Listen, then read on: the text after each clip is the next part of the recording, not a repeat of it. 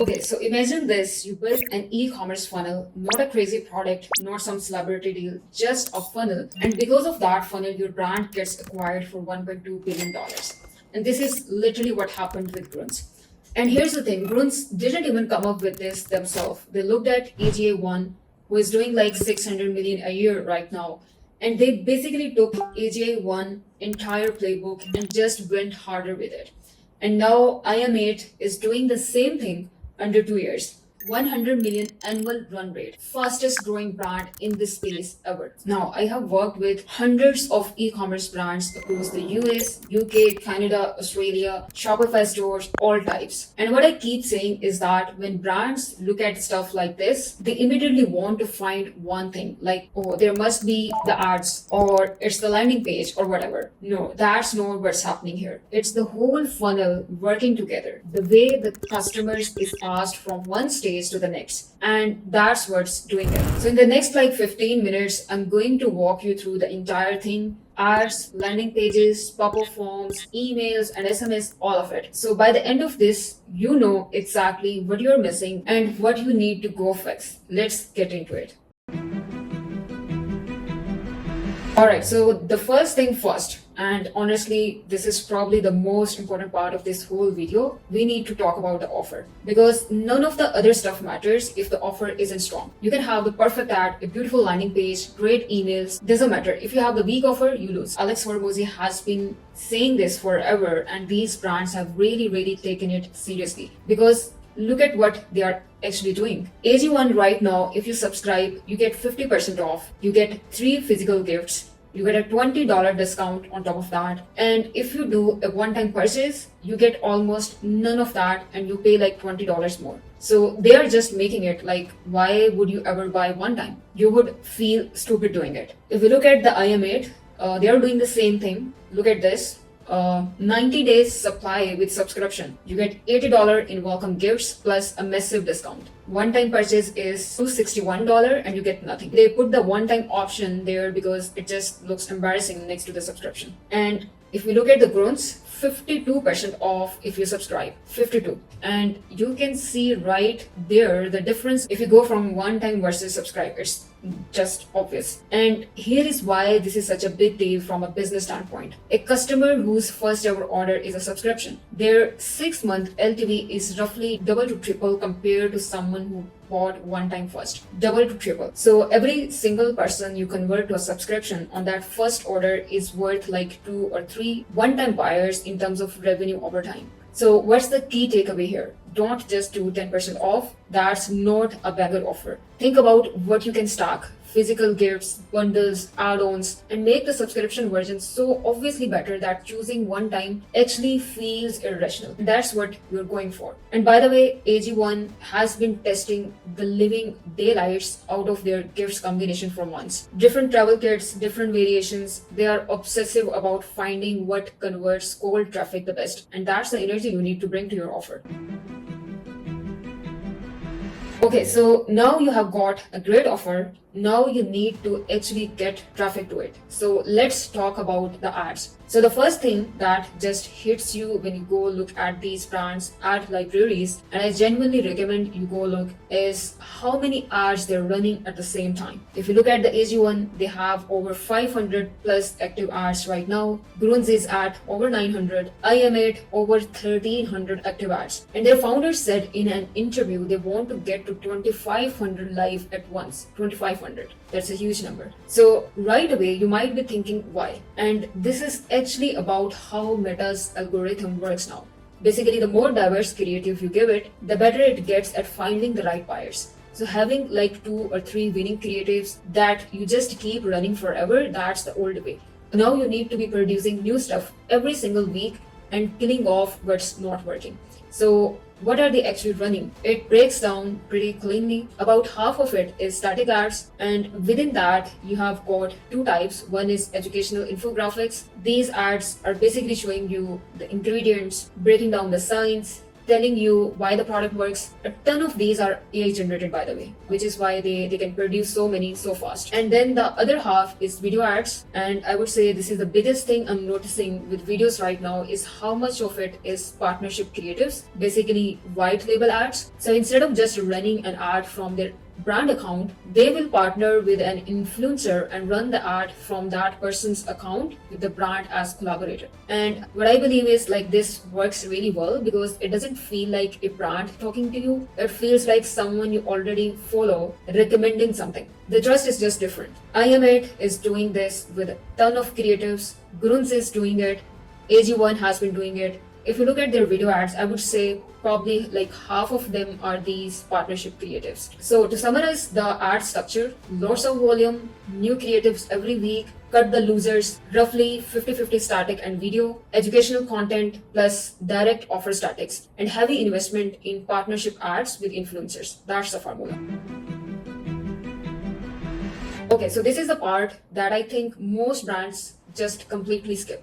And honestly, when I ordered Shopify stores, this is probably where I see the biggest missed opportunity. So here's what most brands do. You run an ad, someone clicks, and they land on your product page, the same product page everyone lands on. Whether they clicked an ad about gut health or energy or sleep or whatever, they all end up at the same page, right? These brands don't do that. Not even close. IM8 has over 20 custom landing pages, 20 plus, each one built specifically for a different ad angle, a different pain point, a different customer type. So let me give you an example. They run an ad all about gut health, bloating, immune system, all of that. And when you click on this ad, you don't land on some generic product page. You land on a page called like 6 reasons your bloating comes back at 2 p.m. no matters what you cut. And this is the listicle entry about gut health, educating you on the problem and then walking you into the product as a solution. And then they have got a completely different ad.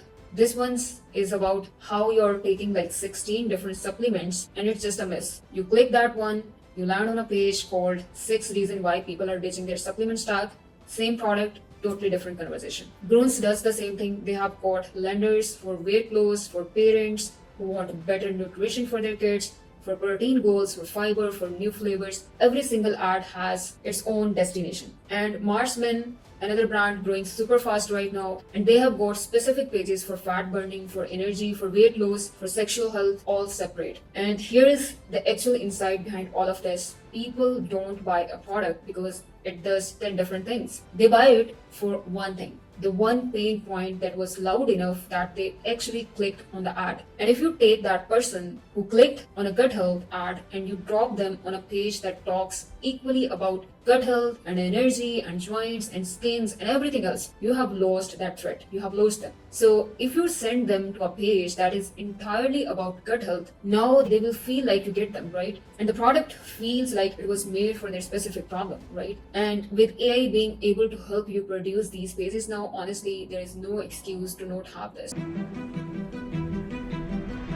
Alright, so now we have got someone on the landing page, they're reading, they're interested, but they don't buy. And look, most of the traffic is not going to buy on the first visit. That's just the reality. So what happens? If you don't capture that person somehow, you now have to pay for ads again to get them back to your site. That gets expensive really fast. But if you get their email address, you can reach out to them for literally fractions of a cent in the inbox, which is, by the way, still the most used communication channel on the planet.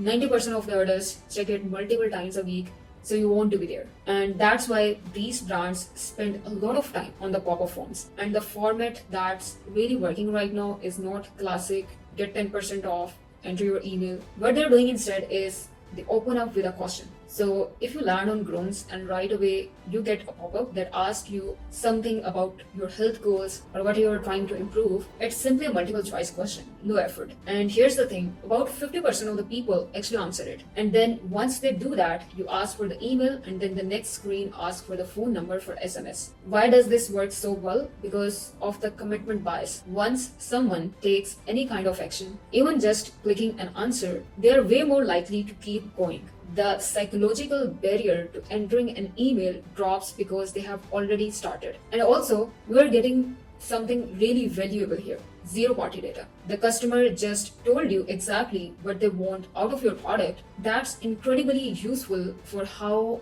you email them, what flows they go into, everything. One thing I really want to highlight here, because it's a detail that matters. These brands are not just giving an extra discount in the pop-up, they are just surfacing the offer that already exists. So the customer sees 52% off in the pop-up and they think they need to enter their email to unlock it. But actually the offer is just always there. They are just reminding you about it. So if you compare that to the brands who do enter your email for an extra 10% off on top of your sale price, you are just burning your own margins for no reason. What's going to convert better, honestly? Get 10% off or 52% off? Obviously 52% off wins every time. And Grüns gets to show 52% off without giving up on a single extra penny.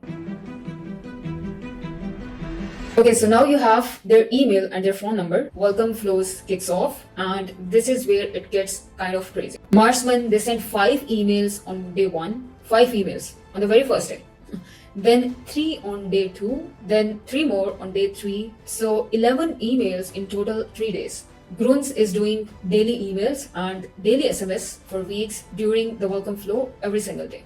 IM8 is sending 2 on day 1 and then nearly daily after that. And I know when you hear that, it sounds like a lot, like surely people will unsubscribe, right? But here is why these brands are so aggressive about it. The moment someone clicks on your ad and sign up to your list, that's literally the warmest they will ever be. That is peak interest. And every single day that passes, they get colder. The odds of them buying again will go down. So here is another thing that's happening in the background.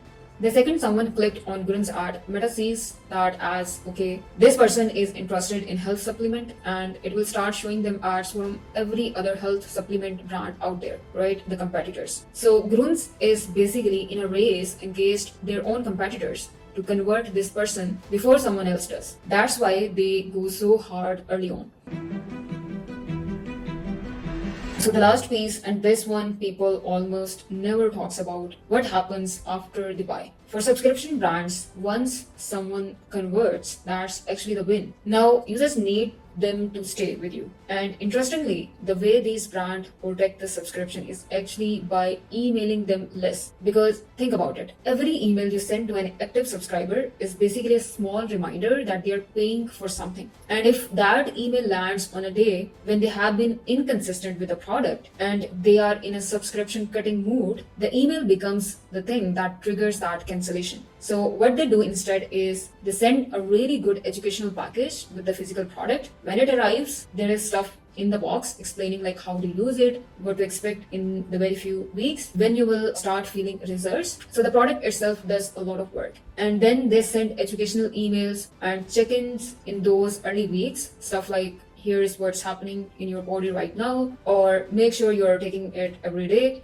Basically content that reinforces that you made the right decision and builds the daily habit. Because a customer who uses the product every day genuinely doesn't want to cancel. The product retention takes care of itself, and that's the whole play.